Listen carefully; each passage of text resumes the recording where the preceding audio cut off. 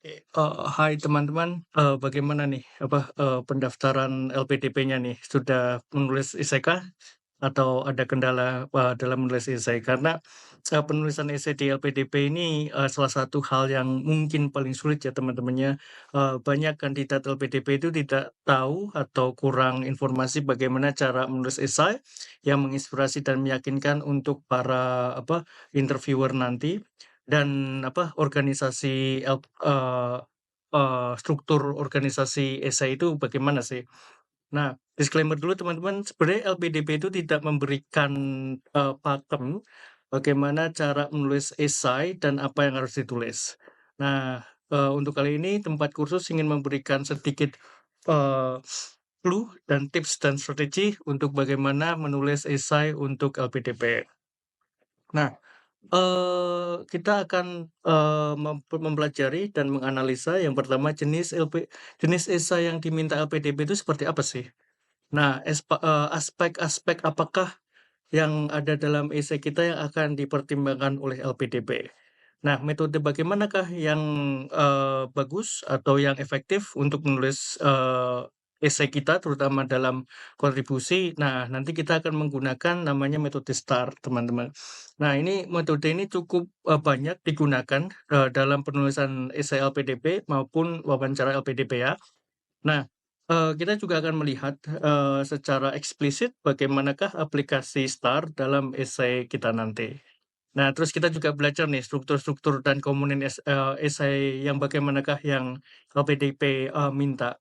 Dan kita akan ada beberapa poin penting yang mungkin teman-teman, butuhkan dalam menulis esai dan kita akan melakukan pembahasan mengenai, 2 esai yang ditulis, satu oleh kandidat yang lulus dan satu yang belum ya teman-teman ya. Nanti kita bisa lihat perbedaannya nih. Nah, jenis esai yang diminta oleh LPDP, sebenarnya LPDP itu tidak memberikan, hanya memberikan pertanyaan, jelaskan kontribusi Anda untuk Indonesia nantinya. Nah, kata kuncinya sudah jelas, kontribusi. Jadi yang diminta apa? Kontribusi. Tapi begini teman-teman, untuk kita menjelaskan kontribusi yang akan dilakukan, ya, kita juga harus, mendeskripsikan yang telah kita lakukan itu apa saja, dan rencana studi kita itu, bagaimana sebelum kita menjelaskan apa yang akan kita lakukan. Karena, di sini LPDP itu menantang wording-nya, apakah, wordy atau kandidat wordy itu memiliki visi yang dan misi yang kuat, dan juga apakah telah melakukan praktek-praktek yang diharapkan oleh LPDP untuk, eee meneruskan studinya atau, mewujudkan apa yang telah menjadi visi WRD tersebut. Nah, jadi ada 3 ya, yang harus ditulis walaupun pertanyaannya sebutkan jelaskan kontribusi yang akan Anda lakukan. Yang pertama adalah kontribusi yang telah dilakukan, rencana studi, dan kontribusi setelah studi. Nah, kita akan bahas, satu persatu. Teman-teman maaf ini saya sedikit, pilek karena musim, ini ya, hujan. Jadi agak sedikit, pilek. Nah, kita lanjut ke slide berikutnya. Nah, ini teman-teman. Jadi, kontribusi yang telah diberikan Indonesia. Kenapa sih ini penting untuk dibahas dalam esai kita?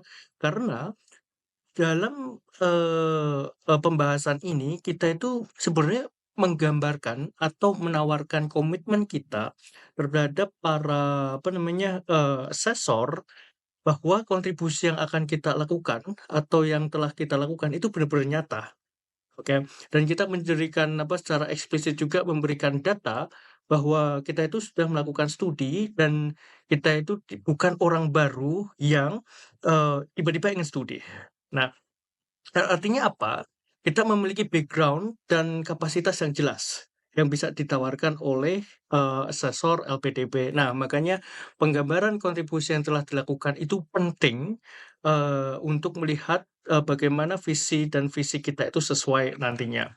Dan ini juga menggambarkan kita itu, dalam level praktek itu sudah sampai kemana sih? Apakah kita hanya sampai berhenti pada sampai tahu aja, atau kita sudah memiliki kesadaran dan implikasi bahwa kita akan melakukan sesuatu nih untuk, negara Indonesia. Nah, diharapkan Wordy itu sudah melakukan satu kontribusi yang nyata ya teman-teman, walaupun itu kecil lingkupnya, tetapi itu bisa digeneralisasikan atau implikasi, sosialnya itu besar. Oke, daripada kita melakukan banyak sekali hal, tetapi implikasinya kurang jelas. Nah, nanti kita akan bahas di slide berikutnya. Nah, apa saja yang perlu dimuat dalam kontribusi kita? Yang pertama itu deskripsi, teman-teman. Kontribusi teman-teman sebenarnya apa sih? Dan apa, deskripsi ini harus dijelaskan secara spesifik. Oke, artinya nggak boleh terlalu general atau terlalu klise. Yang klise itu yang bagaimana, Kak? Nah, nanti kita akan bahas di pembahasannya.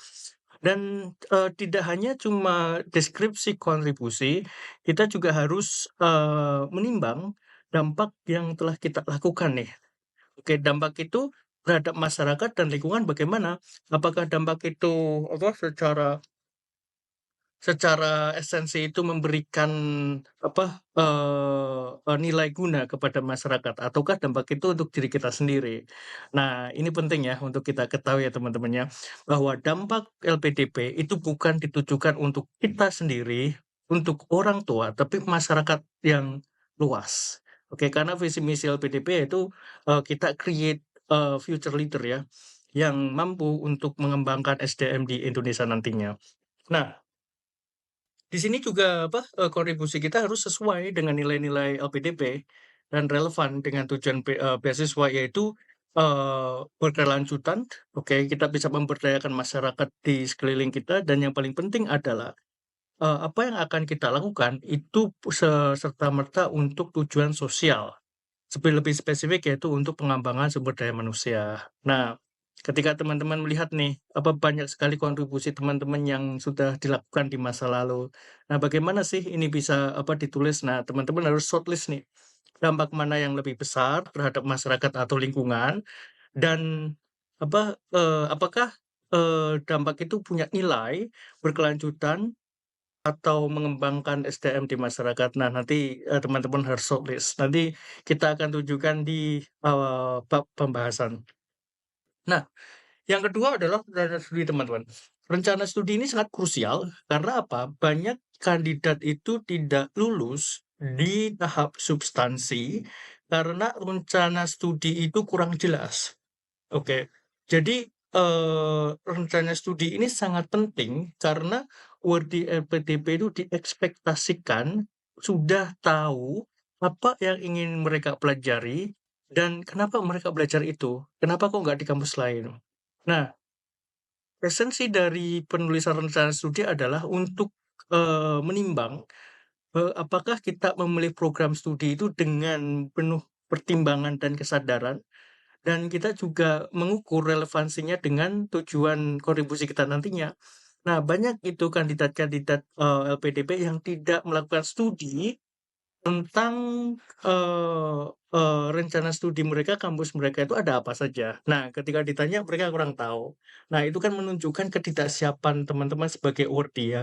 Jadi saya ingatkan lagi, wordy itu diekspektasikan mereka udah tahu apa yang akan mereka pelajari dan, relevansinya itu bagaimana. Nah, makanya dalam poin penting yang harus ditulis adalah satu, alasan itu harus jelas ya. Kenapa jurusan A, kenapa di universitas B, bagaimana kualitas akademiknya, research-nya apa aja, dan program apa yang akan dipelajari. Nah, sampai detail itu ya teman-teman ya. Karena ada beberapa kandidat begini teman-teman, pertanyaan tentang kontribusi itu sudah ada. Udah sangat udah sangat konkret lah. Tetapi ketika ditanya, eee, "Ini program kamu ini sebenarnya research based atau coursework?" Nah, kandidat tersebut kurang bisa menjelaskan apa yang disebut research based, master atau apa coursework based, study. Nah, perlu teman-teman nanti harus pelajari itu. Karena pasti akan ditanya kemungkinan besar akan ditanya, bukan pasti ya. Nah, dan juga yang paling penting itu bagaimanakah, hubungan, background akademik atau profesional, teman-teman dengan program studi yang diambil. Kalau misalkan program yang diambil itu suatu hal yang baru untuk teman-teman dan teman-teman, kurang begitu mempelajari dari awal atau tidak ada catatan background bahwa teman-teman akan mengambil studi atau profesionalisme teman-teman itu tidak bersinggungan dengan program studi, ya itu mohon maaf ya teman-teman ya, pihak asesor mungkin tidak, memberikan nilai yang cukup rendah untuk, dalam, visi misi teman-teman.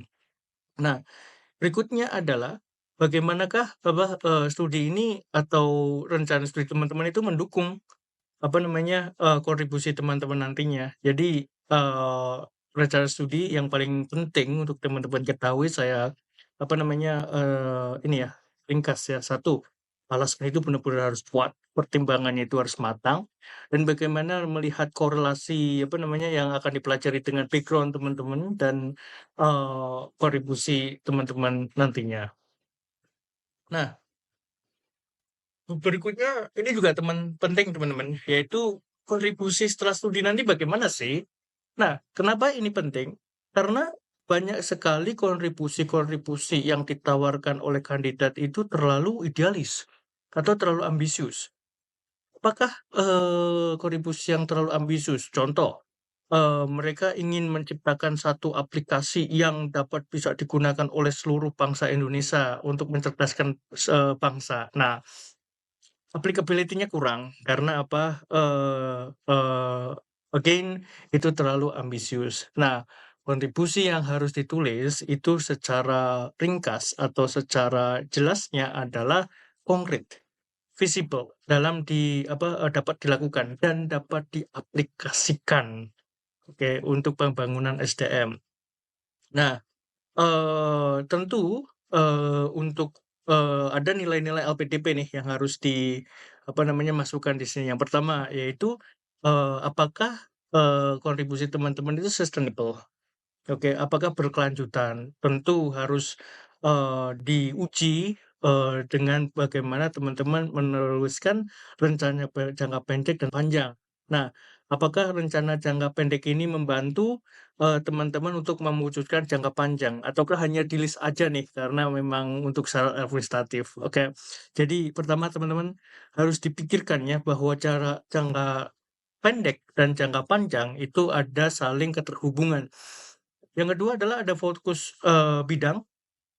Jadi bidangnya itu harus jelas karena nanti inti dari LPDP adalah melayani. Jadi, bidang teman-teman ini sebisa mungkin melayani pemberdayaan masyarakat dan yang paling penting adalah strategi implementasi ini bagaimana?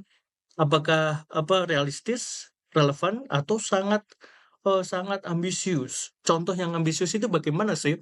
Ada banyak sekali kontribusi yang ditulis, itu menunjukkan, diri sendiri aja yang bisa melakukan. Nah, LPDP kurang berkenan dengan hal yang seperti itu. Jadi teman-teman diekspektasikan sebagai orang yang humble, dan ini yang paling penting, kerjasama dengan, institusi terkait. Kalau kontribusi teman-teman itu masih merujuk pada saya ingin melakukan A karena saya ingin B, nah itu berarti terlalu sangat ambisius. Nah, bagaimanakah, yang LPDP inginkan? Nah, saya akan menuntaskan masalah di daerah B dengan bantuan C, dan di situ saya akan berkoordinasi, dengan D atau berkoordinasi balik dengan C supaya tujuan B, untuk, memberdayakan di daerah B itu laksana. Nah, itu lebih visible teman-teman. Oke, lebih realistis. Karena, kalau misalkan kontribusi kita itu sangat terlalu idealis dan kelihatannya di esai itu suaranya keakuan, nah itu kurang diminati oleh asesor. Nah, juga rencana ini ya, sesuai dengan pengalaman kita ya, untuk mengukur etos dan visi kita itu apakah sejalan atau tidak nih. Nah, itu ya teman-teman. Jadi, di SLPDP ada beberapa 3 hal yang penting yang harus ditulis, walaupun pertanyaannya adalah sangat singkat sekali, satu kalimat tanya, sebutkan, kontribusi Anda di masa depan. Tapi sebelum menuju ke masa depan, teman-teman juga harus melihat yang telah dikerjakan itu apa aja, dan yang mau studi itu apa aja, sehingga di masa depan itu bisa melakukan A, B, C, D. Nah, itu teman-teman. Nah, selanjutnya, spek. Esai LPDP. Nah, sebenarnya penilaian-penilaian seperti apa sih yang asesor mungkin inginkan? Karena begini teman-teman, salah satu penilaian yang paling bukan tidak transparansi, yang kita hanya bisa meraba-raba itu esai. Karena LPDP itu tidak memberikan buku panduan lengkap bagaimana cara membuat esai. Nah, kenapa seperti itu? Karena diekspektasikan kita itu bisa membaca, mungkin bisa membaca suasana, mungkin kita bisa secara bebas mengekspresikan apa yang ingin kita utarakan nantinya. Nah, tapi ada beberapa aspek, esai nih yang setelah saya menganalisa beberapa, esai dan esai saya sendiri. Nah, ada beberapa hal yang penting nih teman-teman yang, dijadikan pertimbangan. Yang pertama adalah relevansi dan kesesuaian isi dengan tema. Jadi, hati-hati ketika teman-teman itu memberikan judul dalam esai, oke. Ketika ada judul, berarti judul itu harus berkesesuaian dengan isi. Nah, kadang-kadang yang terjadi adalah kandidat itu, memberikan judul tetapi isinya beda dengan judul. Oke, apakah LPDP, esai LPDP itu harus menggunakan judul? Tentu tidak, esai saya tidak menggunakan judul ya, karena saya hanya menjawab pertanyaan saja. Nanti saya akan tunjukkan, dalam pembahasan. Nah, ingat, esai LPDP itu menjawab satu pertanyaan, ya, dan temanya sangat jelas. Kalau teman-teman kemana-mana, nah itu menunjukkan bagaimana cara teman-teman berpikir dan bagaimana cara teman-teman itu menunjukkan kedalaman evaluasi skill evaluasi teman-teman ya atau pemikiran kritis teman-teman. Nah, ini masalahnya adalah yang banyak sekali kandidat penulis esai itu menyampaikan informasinya itu terlalu umum sekali. Atau tidak berkaitan langsung. Nah, nanti ada buktinya, nanti saya akan memberikan buktinya ya. Hanya memberikan hal-hal yang klise dan bukan hal-hal yang substansif. Nah, bagaimanakah itu? Tonton ini ya teman-teman ya, jawabannya ada di akhir-akhir. Nah, yang kedua itu ada kejelasan ide, oke, dan struktur. Ingat salah satu aspek dalam esai dimanapun itu ada namanya itu textual cohesions. Textual cohesion itu bagaimana teks itu berbicara secara logis sehingga isi pemikiran seorang penulis itu tersampaikan oleh pembaca. Oke. Nah, maka dari itu, ide yang harus ditawarkan itu bukan hanya sesuatu yang menarik saja, bukan sesuatu yang informatif saja, tetapi dimulai dari ini teman-teman, satu organisasi atau struktur yang jelas. Oh, dimulai dari A, naik ke B, turun ke C, dan D. Nah, bukan sebaliknya ya, habis bahas A, C, A lagi, D lagi. Nah, seperti, isi LPDP ini cukup personal, ini seperti kita membaca novel ya. Jadi ada, pengenalan. Nah, habis pengenalan ada konflik yang kita hadapi. Nah, terus ada anti klimaks dan klimaksnya bagaimana, itu harus jelas. Oke, berikutnya adalah, ini tentu seperti yang katakan tadi, esai itu harus memiliki textual cohesions atau logika berpikir dalam teks. Nah, maka dari itu setiap paragraf itu harus memiliki fokus, dan fokus itu tidak hanya fragmented, tetapi harus mendukung ide kita itu apa. Nah, kebanyakan yang saya temui ketika membaca esai kandidat LPDP, paragraf-paragraf itu berdiri sendiri-sendiri, teman-teman. Dan itu tidak membuat satu pemikiran yang utuh. Nah, atau kita sebutnya fragmented. Dan ini penting, originalitas dan personal branding. Essay yang kita tulis itu harus menunjukkan kita itu siapa, kita itu bisa apa, pengalaman kita itu apa saja sih, dan bagaimana visi misi kita itu sesuai dengan visi misi LPDP. Nah, kebanyakan apa yang saya, baca itu pembukaan atau penulisan itu terlalu klise, terlalu kadang-kadang ada yang terlalu formal, terlalu akademis, terlalu ya pokoknya terlalu deh. Nah, esai dalam LPDP itu sifatnya subjektif atau personal biasanya. Nah, dalam penulisan esai itu kita harus menunjukkan gaya bicara kita itu seperti apa, oke. Kita dalam menuangkan ide-ide itu bagaimana. Nah, itu harus tercerminkan dalam esai ya, teman-teman, ya. Nanti kita akan belajar sama-sama. Mungkin dalam level teori sangat-sangat, membingungkan, tetapi nanti dalam hal praktek atau ketika kita menganalisa, eee, esai dan membandingkan akan jelas, oke. Nah, penting teman-teman untuk, menggunakan metode namanya metode STAR untuk menulis kontribusi. Nah, apakah STAR ini? STAR ini, STAR itu berbicara hal yang, filosofi memiliki filosofi masing-masing ya, teman-teman. Dan mari kita bahas filosofinya satu-satu. Situations, S, oke. Jadi dalam menulis esai, konteks yang kita bawa itu jelas. Masalah yang kita hadapi itu fokus. Dan informasi-informasi yang ada dalam, pembahasan kita itu konkret dan bisa dikonfirmasi. Nah, kenapa seperti harus memiliki kejelasan seperti ini? Agar, apa namanya, itu kita membangun tanggung jawab sebagai seorang penulis. Walaupun penulisan esai mungkin dalam beberapa apa, di benak para kandidat itu sebagai syarat administratif, tetapi esai inilah yang menunjukkan integritas kita, teman-teman. Apakah kita ingin menceritakan hal-hal yang telah kita lakukan, atau kita itu hanya menceritakan hal-hal, kepalsuan hanya untuk menjual diri kita akan sekolah ke luar negeri.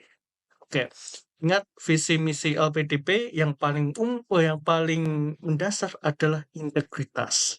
Nah, integritas ini dituangkan secara eksplisit dari konteks latar belakang yang teman-teman bawakan. Nah, yang kedua adalah tugas.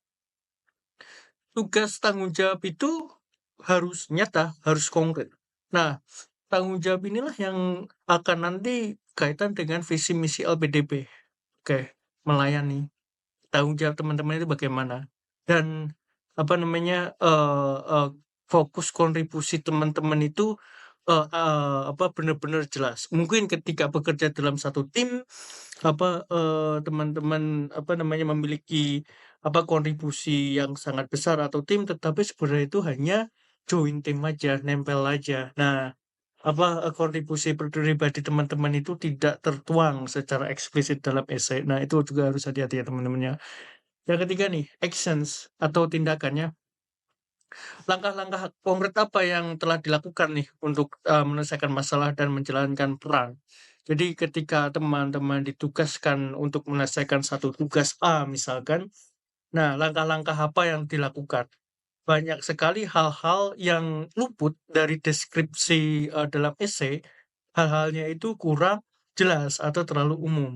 Nah, pastikan tindakan Anda itu sangat spesifik, bisa apa namanya, konfirmasi, bisa di logika intinya ya. Dan usaha ini ya, apa, untuk menilai apakah usaha teman-teman dalam melakukan tugas itu benar-benar sungguh-sungguh atau hanya, main-main aja ya. Nah, selanjutnya adalah R, result, hasil. Nah, hasil akhirnya apa? Dan fokusnya dampak nyatanya itu bagaimana? Apakah itu relevan dengan apa namanya, kontribusi yang akan teman-teman bawakan nantinya? Atau, ini result ini hanya andai-andai aja atau bahasa ini ya presiden kita ya, hanya omon-omon aja. Nah, untuk itu teman-teman data itu harus ada, fakta itu harus apa namanya, eee eee eee, disuguhkan. Karena mungkin begini teman-teman, ada beberapa cerita bahwa dalam penulisan esai itu bagus, tapi ketika dikonfirmasi itu, kandidat tidak bisa memberikan penjelasan yang sangat, apa, memuaskan atau eksplisit karena ya memang, apa, results-nya hanya dibuat-buat saja. Nah, dari metode STAR ini, yang diharapkan oleh penulis adalah dia memiliki academic honesty, kejujuran akademis, yaitu seseorang yang memiliki integritas. Nah, inilah yang harus teman-teman tunjukkan dalam penulisan esai teman-teman.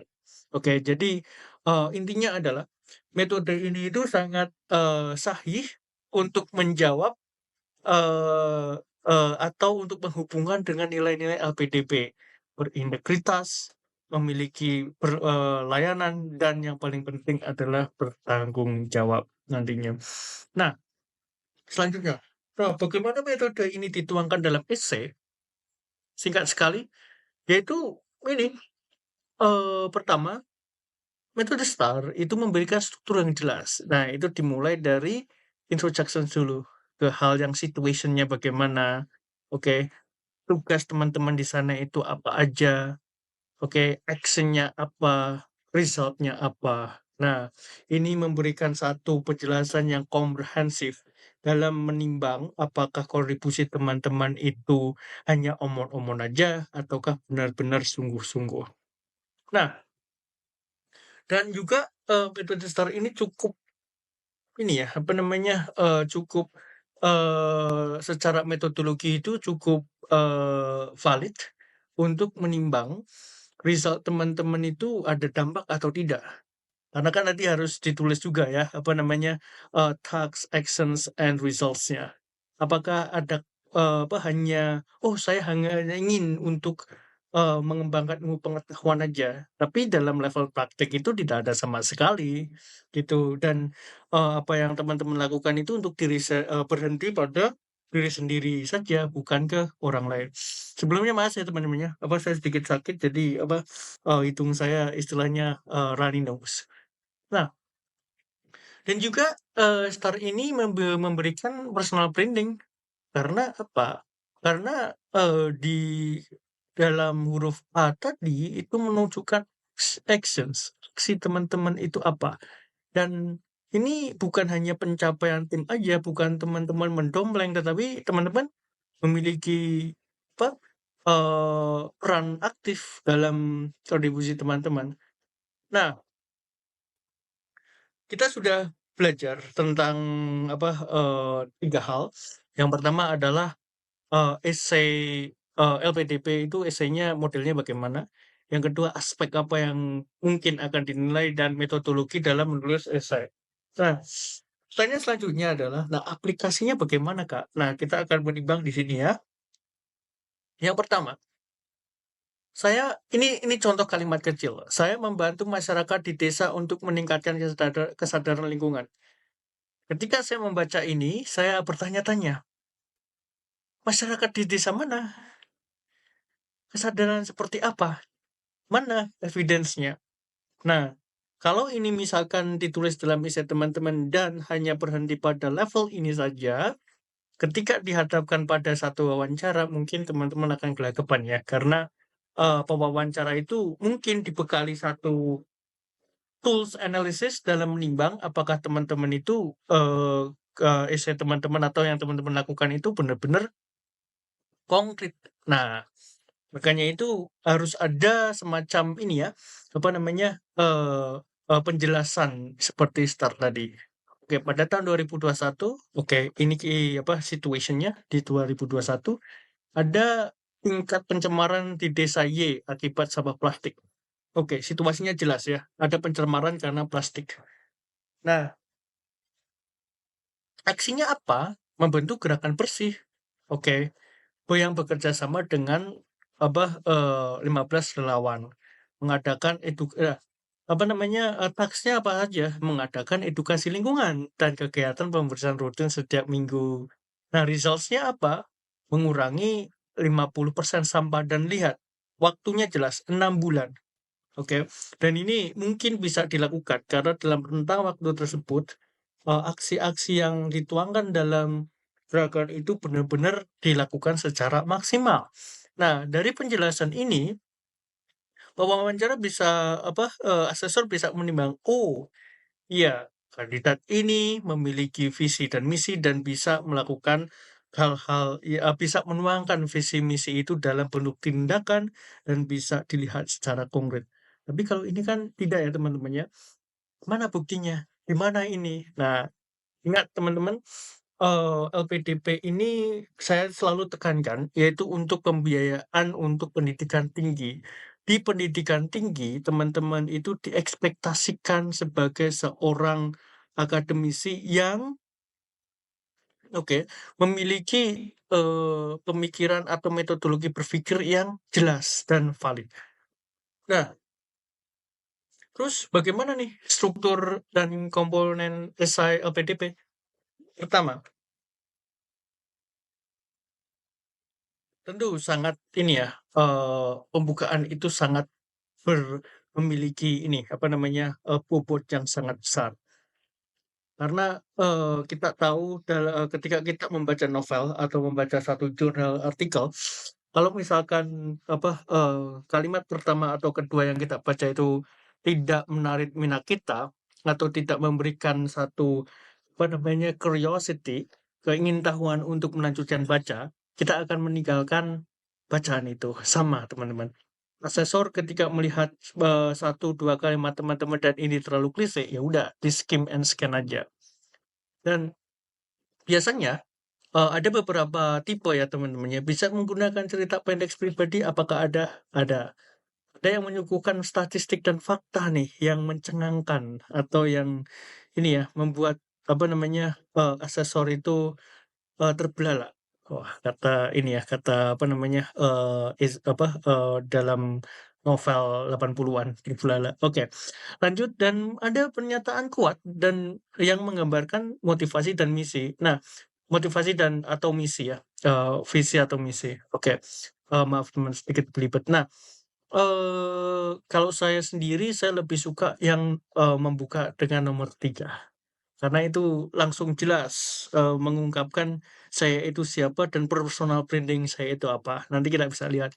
Nah,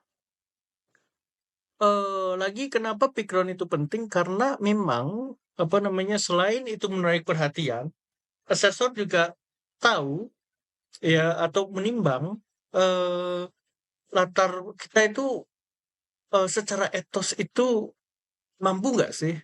Oke, apakah ada relevansinya nggak sih? Nah, itu bisa dilihat ya teman-temannya. Sekali lagi, saya sudah meminta izin untuk, esai ini digunakan dalam sampel. Ini ada pendaftaran itu, LPDP tahap kema